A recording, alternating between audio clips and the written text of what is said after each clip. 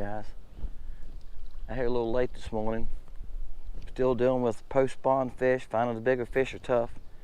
This one came in easy because you have to run the dock post for a long time before I could get the camera cut on.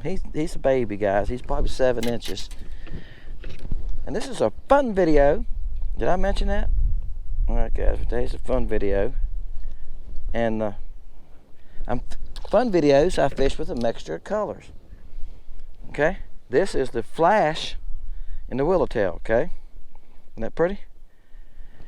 And I'll get the other camera up and get y'all a shot. This dock's got some fish on it. Like I said, this is the first place I stopped. Last time I come here, they wasn't here. I caught them here a couple times this year. That's the way crappie fishing is, guys. They move around. Oops. They move around a lot, okay? So sometimes you just got to find them. Hey guys, I'm getting you a shot here now. You see these marks right here? Those are crappie.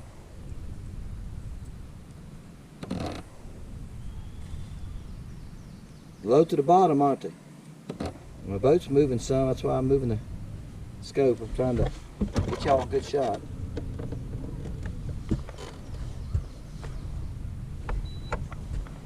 Alright, watch that little pile. Let's see if I can get my jig amongst those. Alright, I'm going to shorten this to make everything a little bit bigger.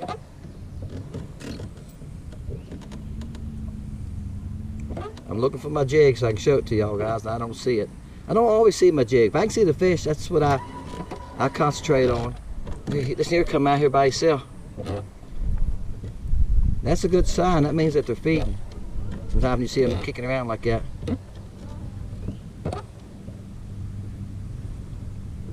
Alright, see, I never did find my jig, and that's fine. Alright, there it comes right here. See it now, see right here? So I'm a good ways from the dock, guys. I can shorten it, see, make my jig bigger. See how bigger my jig got? But see, I lost the fish. If I get too close, the wind's blowing. If I get too close, I'll end up on the dock, and they're on the outside edge of the dock. See the post here? I'll spook them. If they was back here under further, I'd get closer. But I can't get any closer. I'm going to spook them, and I won't catch them at all. Alright guys, I was just showing y'all on the live scope where they were at. And I threw back in there and I let it sink. I never seen my jig. I let it sink to where I think it was probably deep enough, about 4 or 5 foot, and I started reeling slow. And when I say slow, I'm reeling slow. The heavier the jig head is, the faster you got to reel. I just done a video. He's a baby too. Might have to move so I can find some bigger ones. There's a couple that look decent, but they're not paying any attention to me. This little one's the only one's active. I made a video about jigs. It's going to be about 5 minutes long. Y'all might see it before this one, I don't know. And that's what I'm talking about, guys, in this video. The bigger this head is, the heavier it weighs, the faster you got to reel to keep it off the bottom. You don't want your bait on the bottom. You can come along a foot off the bottom. That's okay if the crappie are deep. But most of the time, right now, I'm in 8 foot of water. Well, my boat's in 8 foot of water. That's just being deceiving, I'm telling you. The front of that dock is in 12 foot of water. So my depth is read by the back of the boat. See, the back of the boat's facing the bank. The nose is facing the channel. So anyway, this is a 1/32, and I have the shoulder cut off of it. Okay, the collar part that holds the jig. So it's lighter than that. This is plenty heavy. I can see it sinking. It sinks about this speed. Can y'all see that? It goes. All right. The heavier the head, the faster it's going to sink. That means the faster you got to reel it back in. There's times a bait moving faster is a good thing. There's times it's not. They won't chase it. So you need to figure that out too. But I have learned from my experience, the slower you move it through the water column, if you're casting and reeling, I'm not talking about y'all vertical jiggers. Y'all can hold your ears a minute, okay? If you're a vertical jigger, just hold your ears. If you're casting out and reeling your bait back, retrieving it, the heavier that head is, the faster you got to reel it. Sometimes they want a bait just kicking along slow. And I reckon it torments them. And this tail's just going, it's just waving at them. Hey guys, look at me. Ain't I sexy? And they'll come out and grab it. Sometimes it gets moving too fast, they won't get it. And that's what I learned watching the live scope, guys. If you're a vertical jigger, it doesn't matter. You could use, I reckon, I don't vertical jig very often. When I do, I use a 1/16, and I have used an 1/8. Because if you're just dropping your baits down in the water like this, okay, you wanted to get down there and the fish are 12 foot, you want to get down there now. If the wind's blowing, you want to get down there now. That's a whole different story. because y'all know I cast. Y'all know I'm casting, and now I'm skipping. I'm making a bounce up under the dock. Sometimes they're 12, 15 feet back there. Well, you can't do that with a 10, 12 foot rod. You got to use, and most guys use a 6 foot rod to do that. I'm using 7, and I got a 6.5, my shortest rod I use. But I've talked to guys, they want a 6 foot. I know Matt wired for Crappie. He likes a 6 foot. Him and I fish a lot alike. We cast and we skip. He shoots. I skip. I'm too old to shoot. I lay down on this. Look, guys, I'd have to get down on my knees on this boat right here and lean over the boat to shoot. I'm good to walk this morning. I told you I was having battery problems. I put a new battery in yesterday. I went and bought a new one. I said, heck with it, I'm going to buy a new one. It's 3 years old. Got the new battery come back. I had to take the trolling motor battery out to get my crank battery in. I got up this morning, guys, I can only walk. My back is killing me. It's why I'm getting a late start. I took 2 Advil to get moving, drunk some coffee, loaded the video for y'all to watch at 6:30. I was 8 o'clock before I feel like I could even go fishing, guys, and walk, and I'm still hurting. That battery pulled on my lower back, about your belt line, you know. Oh, both sides. I'm sore. I eat with firewood. Sometimes that first couple loads of firewood I cut, the first tree I cut in the fall, it does the same thing to you. It makes your back sore, your legs sore. Some of y'all guys eat with wood, know what I'm saying? Sometimes that first couple loads of wood you cut in the fall puts a hammer on you. All right, but I'm up and going this morning, guys. Let's see if we can come up with another crappie. It might be getting a little bit bigger. No, this one hit like he knew what he was doing. I'm still at the same dock, guys. It's about, I showed you on the camera, it's probably what? I didn't try to count them, 8 to 10 here, but I believe they all gonna be the same size. Cause a couple of them look bigger. They're very pretty though, pretty little fella. I'm gonna tell you, this flash color is a good color. And I'm still working on the page, guys. By the time y'all see this, it might be active. I'm waiting on it. I'm waiting. It's done. I'm waiting for a number. So, but this flash color's on there, and all the body styles, guys. And it's a good, as you can see, it's a good color. All it is, guys, is a very light smoke. I think y'all see me make it in a porta catch. If not, I'll do another one on this Welltail porta catch, what I ought to do. In 2 cups of plastic, I didn't put 1 drop of black, so it's very little black to give it a smoke tint, and it's blue highlight. You can see the blue tint to it. It's got silver and black flake in it. So it's an old style smoke with a blue highlight tint to it. And y'all know the old black and white, the old smoke color with black and silver flakes. Berkeley made it, everybody made it. That was just a good color for crappie and bass. Well, this has a blue tint to it, besides that.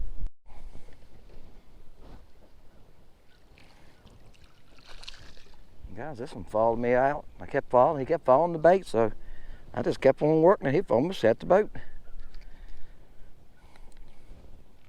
He ain't getting no bigger though. Okay, there's a couple there that look bigger. This is that Virginia shad color. Okay, see, it's a little deeper than the flash. It's got a little bit more deeper blue to it, and it's got silver, blue, black, and a few chartreuse flake. Guys, I just said this to myself. The reason that you move when you ain't catching nothing but baby fish, or you're not catching many fish, a lot of people say, don't move if there's fish there. This ain't no monster, but I just moved a long ways, pulled into a cove, cut my livescope back on. I cut it off when I'm traveling a long ways. I used to use paws. I quit doing that because, like I said, I've been having battery trouble, but I think I got it fixed now. Oops.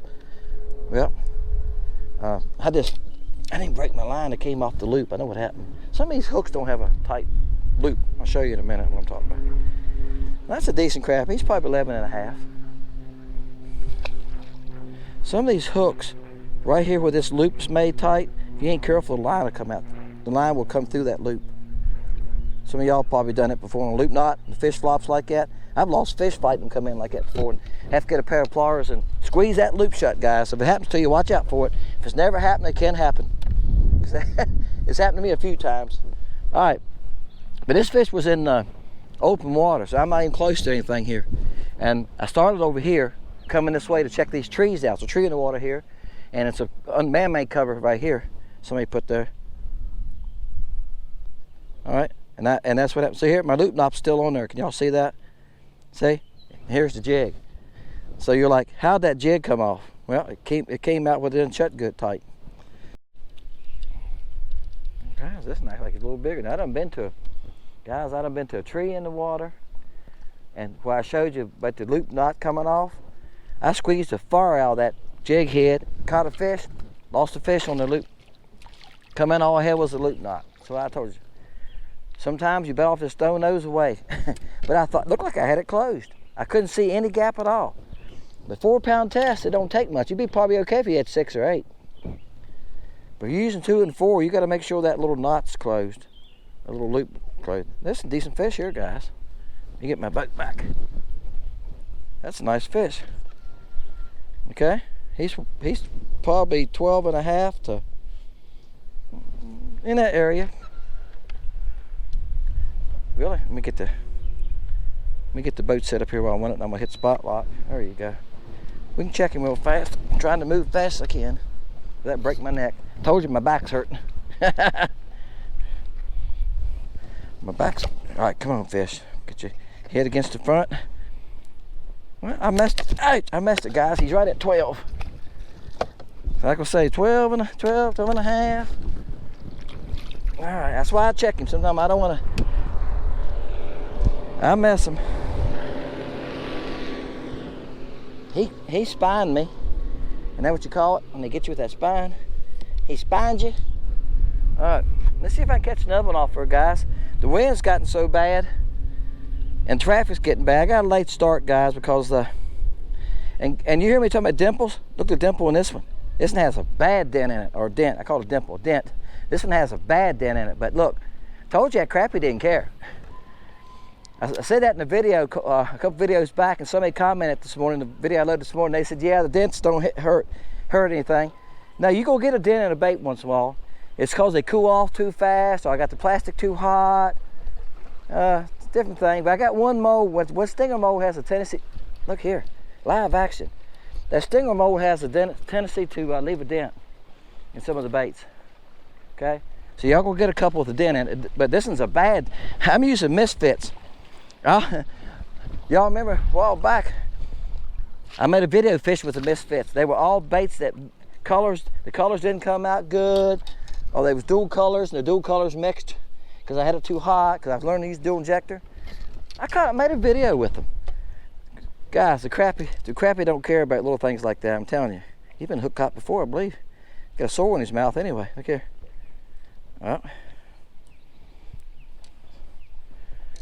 Well, he's about 9 and a half, maybe. I think he's 9 and 9/16. Now this is a fluke. This is the minnow color. I've been using different colors, guys. The one I lost the fish on a while ago was the flash color. That's a good one too. And I had blue boy, caught a couple on blue boy. All right, back up under there. First time I fished this dock this year. They hadn't been on it. I checked it last weekend, there wasn't none on it. And the dock I checked a while ago, they had fish on it last weekend, there wasn't none on it this weekend, today. That's why I tell y'all guys, they move a lot. You gotta, just cause you're catching fish off a dock one day, don't mean they're gonna be there the next day. I reference the Crappie connection a lot because they get game wardens and biologists on there and stuff and talk. The biologist said that they tagged the fish, some Crappie, and they moved 5 miles. Yep. He said in a couple days they had moved 5 miles. Yeah, you kind of like, what? Yeah, well, that's what I said. That's what I said. I heard him talking about it. I went, oh, he got off. Dag nabbit. Guys, that didn't feel like a good one. There's a couple under there that look really big. That's why I keep throwing here for a couple more times, guys. That didn't felt good. But, you know, he didn't hang me up. I just couldn't get him turned. I couldn't get him turned and started this way. Now there's another, lost that one. Wow, let me check my hook out here. He just pulled me down. My hook is sharp. My hook is sharp. Now you done messed 2 in a row. I don't like messing fish, guys. I'm gonna take this hook, pull it up a little bit. Don't want to weaken it. All right, I might change baits after this cast. They must like this color. All right, guys. Next cast, I cut the camera off. Next cast, I hooked another one. Y'all can hear the traffic, I'm sure. As soon as I'm about ready to quit. Oh yeah, this is it right here. If I get this in there, I'm going home, guys. Come here, baby. It's a nice one.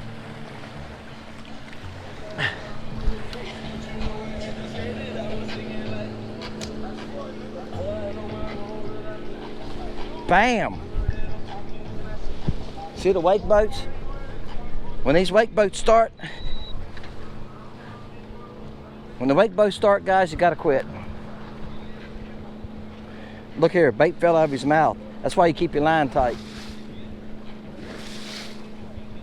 This is why I don't fish middle part of the day. Right there. All right. We have so many wake boats on this lake. I'll tell you about it in a minute. Let's just get this fish back in the water. Oh yeah, oh baby. Oh, come on. Guys, he wants me to go be slimed. All right, get his nose back to front. All right, guys, 14 incher. I'm gonna smell like fish when I get home, guys. All over me. All right, guys, I'm gonna head in. Traffic's getting bad. That was on the minnow fluke. Y'all see me? I bent that hook open more. See that little bit? Because this is a light head. Now, guys, I made about 4 casts and caught 3 fish. And had bites, okay? I was talking about jigs earlier in the video. I said, let me wash my hands.